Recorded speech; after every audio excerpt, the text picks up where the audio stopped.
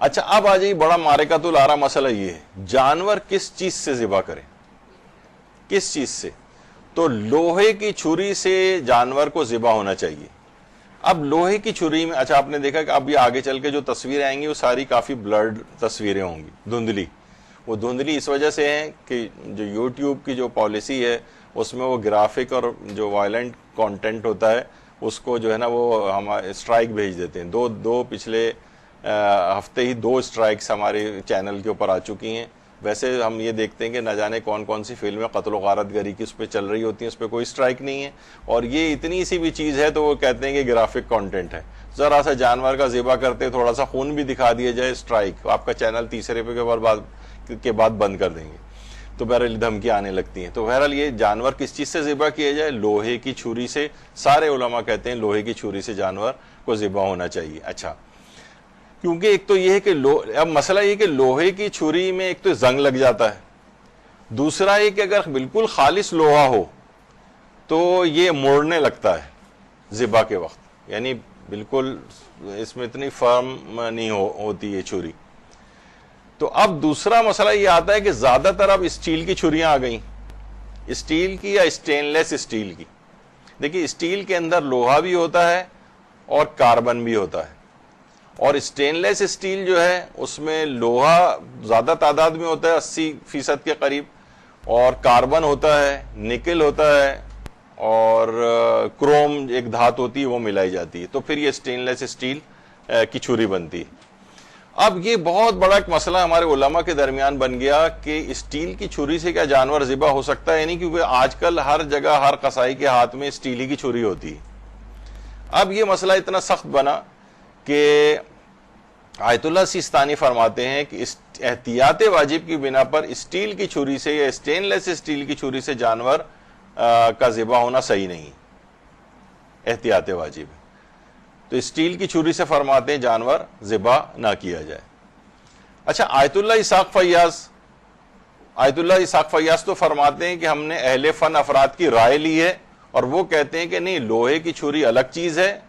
اور اسٹیل بالکل الگ چیز ہے، یہ ایک جیسی چیزیں نہیں ہیں، تو لہٰذا لوہے کی چھری سے ہی جانور کو ذبح ہونا چاہیے، اسٹیل کی چھری سے نہیں ہونا چاہیے۔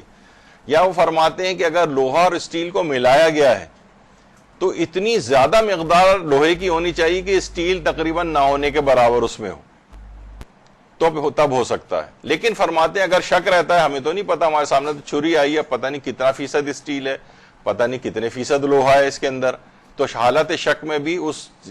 چھری سے، اسٹیل کی چھری سے جانور ذبح نہیں کیا جا سکتا۔ فرماتے ہیں کہ ہاں البتہ اگر یہ ہو کہ پوری چھری لوہے کی ہو اور کروم کی بہت ہلکی سی ایک تہ اس کے اوپر ہو کہ وہ نیگلیجیبل بالکل اماؤنٹ ہو اس کی، تو اس سے پھر جانور ذبح کیا جا سکتا ہے۔ لیکن عمومی طور پر فرماتے ہیں کہ فرماتے ہیں کہ نہیں، اس سے جانور ذبح ہو ہی نہیں سکتا ہے۔ ہم نے اہل فن سے تحقیق کر لی ہے کہ اسٹیل الگ چیز ہے، لوہا الگ چیز ہے۔ اچھا، یہ جب یہ ہم ڈالتے ہیں، ابھی اس سے پہلے اتنا لوگ ان مسائل کا مذاق اڑاتے ہیں، ابھی آگے چل کر ابھی میں حدیثیں بھی آپ کو دکھانے والا ہوں کہ آغا سیستانی کا اتنا مذاق اڑایا جاتا ہے کہ بھئی یہ کیا بات ہوئی، اسٹیل کی چھری اور لوہے کی چھری ایک ہی بات ہے، دونوں ایک ہی طرح کی چیزیں ہیں، اور یہ آپ لوگ اس سے بہتر ہے ویجیٹیرین بن جائیں، اور جو ہے نا یہ آپ یہ کیا کر رہے ہیں، مذاق بنایا ہوا ہے دین کو، پتہ نہیں کیا کیا باتیں۔ یعنی جتنے بھی جوہال افراد ہیں جن کو الف بے دین کی معلوم نہیں ہے، وہ بھی اس میں بڑھ چڑھ کر ان مراجع کے خلاف بول رہے ہوتے ہیں۔ آیت اللہ وحید خراسانی بھی فرماتے ہیں احتیاط واجب کی بنا پر اسٹیل کی چھری سے جانور ذبح کرنا صحیح نہیں، اسٹیل کی چھری سے جانور ذبح کرنا صحیح نہیں، آیت اللہ وحید خراسانی کے فتوے میں بھی یہی ہے۔ اچھا، اتنا سخت مسئلہ ہے یہ کہ آیت اللہ سیستانی سے پوچھا گیا اگر اسٹیل کی چھری سے جانور ذبح کیا جائے تو کیا یہ صرف عمل غلط ہوتا ہے یا ذبیحہ بھی حرام ہو جاتا ہے؟ جواب دیا آیت اللہ سیستانی نے کہ احتیاط واجب کی بنا پر ذبیحہ بھی حرام ہو جاتا ہے، یعنی نجس ہو گیا، اسے کھا ہی نہیں سکتے ہیں آپ۔ یعنی اتنا اہم مسئلہ ہے اسٹیل کی چھری والا۔ ایک ہوتا ہے عمل غلط ہونا،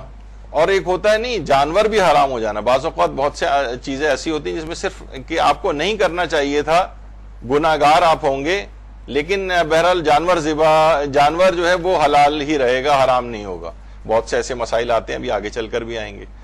تو اسٹیل کی چھری سے بہرحال اتنا فرماتے ہیں کہ احتیاط واجب کی بنا پر کسی نے ذبح کر دیا تو نہ صرف کہ عمل غلط ہے بلکہ جانور بھی نجس ہو جائے گا۔ اچھا اب کیا ہے، آیت اللہ خوئی البتہ یہ فرماتے تھے کہ اسٹیل کی چھری سے جانور ذبح کرنا صحیح ہے، آیت اللہ خوئی کے نزدیک صحیح ہے، آیت اللہ خامنئی کے نزدیک بھی بالکل صحیح ہے، اسٹیل کی چھری سے جانور ذبح کیا جا سکتا ہے۔ یا مسئلہ حل ہوتا ہے آیت اللہ سیستانی کی احتیاط واجب کا یہاں آ کر کے آیت اللہ شبیری زنجانی کی طرف رجوع کر لیا جائے تو وہ فرماتے ہیں کہ اسٹیل کی چھری سے بھی جانور ذبح کرنا صحیح ہے، تو آیت اللہ سیستانی کے مقلدین اس مسئلے میں آیت اللہ شبیری زنجانی کی طرف رجوع کریں گے تو ان کا بھی اسٹیل کی چھری والا مسئلہ صحیح ہو جائے گا، لیکن اگر رجوع نہیں کیا ہے تو جانور حرام ہو جائے گا، اتنا اہم مسئلہ ہے۔ تو زندہ مراجع کی طرف کیونکہ رجوع ہوتا ہے تو بہرحال جو لسٹ میں اہل خبرہ نے جو نام دیے ہیں ان میں آیت اللہ وحید خراسانی تو خیر منع ہی کرتے ہیں، آیت اللہ اسحاق فیاض بھی منع کرتے ہیں، اور ایک شبیری زنجانی جو ہیں وہ فرماتے ہیں کہ اسٹیل کی چھری سے جانور ذبح کیا جائے تو صحیح ہے، تو ان کی طرف رجوع ہونا چاہیے۔ اور آیت اللہ سعید الحکیم بھی کہتے تھے، وہ تو انتقال کر گئے ہیں۔ تو بہرحال یہ یہاں پر جب چھری آیت اللہ سیستانی فرماتے ہیں کہ لوہے کی ہونی چاہیے،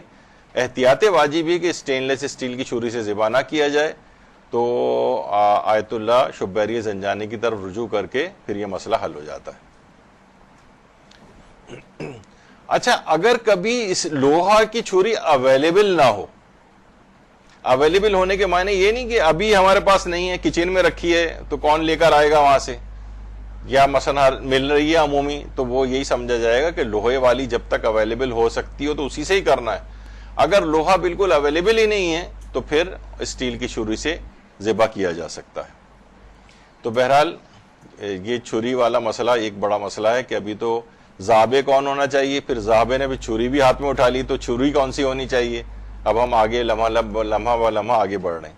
تو چھری بھی ہم نے ڈیسائیڈ کر لی کہ یا تو لوہے کی ہو یا پھر رجوع کر کے شبیری زنجانی کی طرف رجوع کر کے اور اس کو اس سے ذبح کیا جا رہا ہو۔ اچھا اب اگر ہم دیکھیں تو اصول کافی کے اندر کتنی سادہ روایات ہیں جس پہ الگ سے بہت زیادہ ہمارے ائمہ نے اس کی تاکید فرمائی ہے۔ مثلا پہلی جو روایت ہے علی ابن ابراہیم نے اپنے والد سے، انہوں نے ابن ابی عمیر سے، انہوں نے پھر آگے پھر محمد ابن مسلم کہ سأل تو ابا جعفر علیہ السلام، اللہم صلی علی محمد وعلی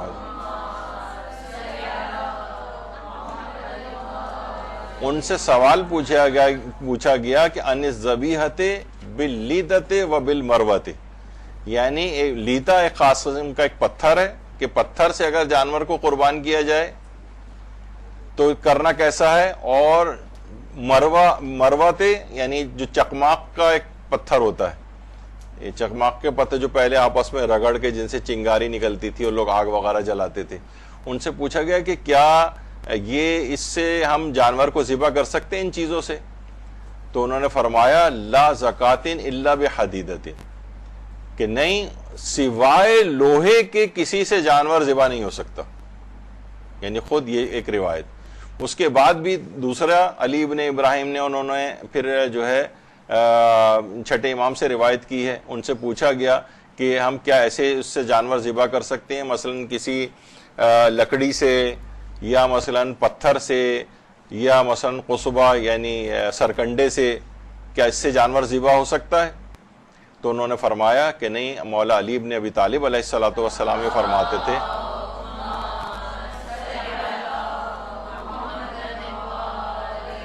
سوائے لوہے کے کسی سے جانور ذبح نہیں ہو سکتا۔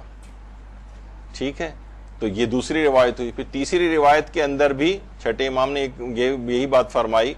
کہ اس جانور کا گوشت نہیں کھایا جا سکتا کہ جس کو لوہے سے ذبح نہ کیا گیا ہو۔ پھر چوتھی روایت کے اندر بھی مولا کی طرف اشارہ ہوا ہے کہ وہ بھی منع فرماتے تھے کہ سوائے لوہے کے اور کسی چیز سے جانور ذبح نہ کیا جائے۔ تو آپ نے دیکھا کہ یہاں پر جو ہے جو لوگ مذاق اڑا رہے ہیں اصل میں ائمہ کا مذاق اڑا رہے ہیں، یعنی جو آیت اللہ سیستانی فرماتے ہیں لوہا ہونا چاہیے اسٹیل نہیں ہونا چاہیے، وہ فرماتے ہیں کہ یہ الگ الگ دھاتیں ہیں۔ جب بار بار تذکرہ اتنی سختی کے ساتھ ائمہ منع کر رہے ہیں کہ سوائے لوہے کے کسی سے جائز نہیں، تو ہم آپ کو کیسے کہہ دیں، کیونکہ اسٹین لیس اسٹیل کے اندر میں نے بھی آپ کو بتایا کہ اس میں نکل بھی ہوتی ہے، لوہا بھی ہوتا ہے، کروم بھی ہوتا ہے، اور اس طرح کی کچھ اور دھاتیں جو ہیں اس کے اندر جو ہے وہ ملائی جاتی ہیں۔ اب ہمیں نہیں پتا ہوتا کہ کون سی مقدار میں کتنی کون سی دھات ملائی گئی ہے، تو اس لحاظ سے وہ فرماتے ہیں اشکال ہے اس کے اندر، کیونکہ ہمیں پتہ نہیں چل رہا ہے کہ اس کے اندر کتنا ہے، تو پھر یہ ان تمام روایات کی مخالفت ہو جاتی ہے۔ اچھا وہ علماء جو قائل ہیں اس کے، وہ کہتے ہیں کہ ہماری تحقیق یہ ہے کہ بہرحال ملتی جلتی۔ اچھا آقا سیستانی ایک چیز اور بھی فرماتے ہیں ایک تو جنس سے جو وہ ہے چھری، یعنی وہ اسٹیل اس کے اندر کتنی مقدار ہے، اور فرماتے ہیں کہ یہ عرفی مسئلہ بھی ہے، یعنی عرف سے بھی اگر آپ پوچھیں تو وہ کہ اسٹیل یا لوہا کیا ایک ہی چیز ہے، تو عرف بھی اس میں منقسم ہو جائے گا، وہ کچھ کہیں گے کہ لوہا ہے، کچھ کہیں گے کہ نہیں اسٹیل ہے، تو کیا فرماتے ہیں اس لحاظ سے بھی اس کے اندر اشکال ہے، یعنی جنس سے جو وہ بن رہی ہے جس سے چھری، اس کا بھی مسئلہ ہے اور عرف کا بھی مسئلہ اس کے اندر آتا ہے، لیکن میں زیادہ تفصیل میں چلا گیا چھریوں کے مسئلے میں۔ تو بہرحال لیکن یہ ہے کہ آپ نے دیکھا کہ ان سب چیزوں کے پیچھے احادیث ہیں، اور یہ افراد جن کو ہم جوہال کہہ رہے ہیں یہ بالکل انتہائی بے باک ہو گئے ہیں آج کل، بہت سارے افراد مراجع کی مخالفت میں ائمہ کی حدیثوں کے بھی مذاق اڑانے لگے ہیں۔ تو یہ ایک واحد ایک ہے جس سے انسان واقعتاً تقلید کی اس کے اندر آ جائے تو وہ خود بخود ائمہ کی ان حدیثوں کے اوپر عمل ہوتا ہے، کیونکہ مرجع کا کام ہی یہی ہے کہ ان کے اوپر جو ہے وہ فتویٰ دیں اس کے مطابق۔